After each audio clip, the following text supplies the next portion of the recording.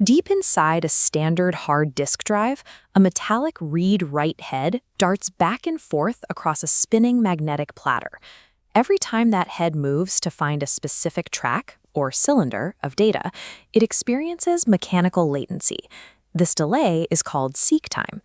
The primary objective of any operating system's disk scheduling algorithm is to minimize this physical movement, retrieving data as quickly as possible. But speed cannot be the only priority.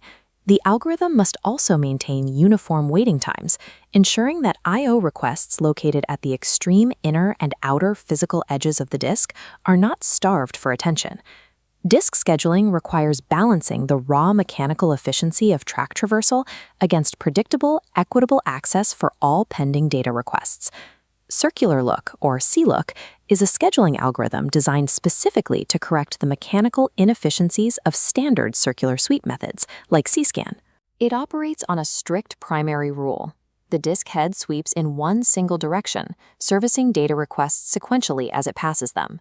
Here is the critical difference. While CSCAN blindly travels to the physical limit of track 199, CLOOK forcefully halts at the highest active request. Upon reaching that final request, CLOOK immediately jumps backward, landing precisely on the lowest active request to resume its sweep. No data is read or written during this long reset movement. By bounding actuation strictly to tracks that contain active requests, CLOOK mechanically guarantees that the hardware will not execute useless read cycles over empty space. We can see this logic in action by processing this raw disk queue: cylinders 98, 183, 37, 122, 14, 124, 65, and 67. Our physical environment is a standard disk ranging from track 0 to 199, and the read-write head is currently parked at track 53. For this execution, the mandatory directional vector is set to the right, toward the higher numbered cylinders. Before actuating the hardware, the operating system partitions the raw queue into two distinct subsets, split precisely at the initial head position of 53. Requests greater than 53 form the first array. Remaining requests lower than 53 form the second. This deterministic sorting maps out the entire mechanical journey before a single motor engages.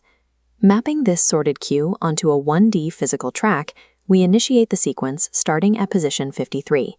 The head moves to the first target track at 65, covering a physical distance of 12 cylinders. It continues rightward to track 67, adding 2 more cylinders to the total movement. The next request is track 98, a jump of 31 cylinders, then 24 cylinders to reach track 122. A 2-cylinder step brings it to 124. Finally, the head executes a 59-cylinder sweep to reach 183, the highest requested track. At track 183, all forward momentum halts. A standard CSCAN algorithm would violate efficiency here by continuing to drag the head across 16 completely empty tracks. By terminating the forward sweep at the last populated track, the system avoids mechanical wear and latency on unrequested sectors. With the high-side queue cleared, the algorithm must now address the lower tracks. To maintain uniform waiting times without altering its rightward reading logic, it has to reposition. The head executes its reset jump, targeting track 14, the lowest active request in the remaining subset. This single movement travels 169 cylinders backward, representing the heaviest mechanical latency in the entire operation. The drive controller strictly forbids any sector servicing during this repositioning arc. But notice the bottom boundary. The jump lands at 14, completely ignoring tracks 13 down to absolute 0. While the reset arc is long, cutting those 14 zero-yield tracks from the journey prevents the accumulation of empty traversal time. Resting at track 14, the algorithm re-engages and resumes its original rightward sweep. The head moves to the final active request at track 37, a distance of 23 cylinders. Adding this to our running tally brings the total head movement to 322 cylinders.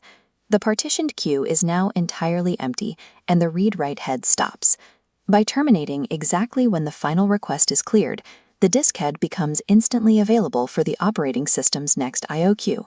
This final equation shows the isolation of every physical step.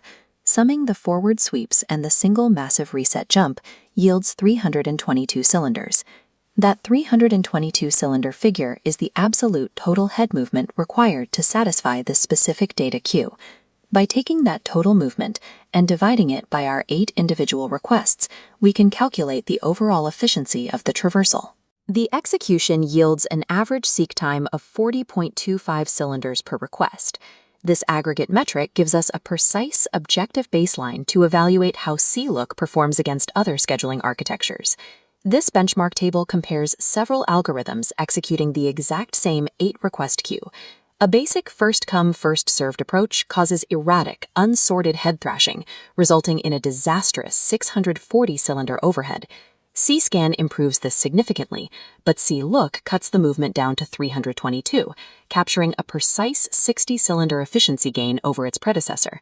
That 60-cylinder delta comes exactly from avoided physical boundaries, 16 empty tracks at the top and 14 at the bottom.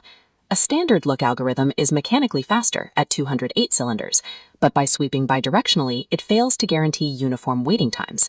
CLOOK demands a slight computational overhead from the OS to calculate those exact queue limits. But in exchange, it successfully fuses the raw mechanical efficiency of LOOK with the strict queue fairness of CScan.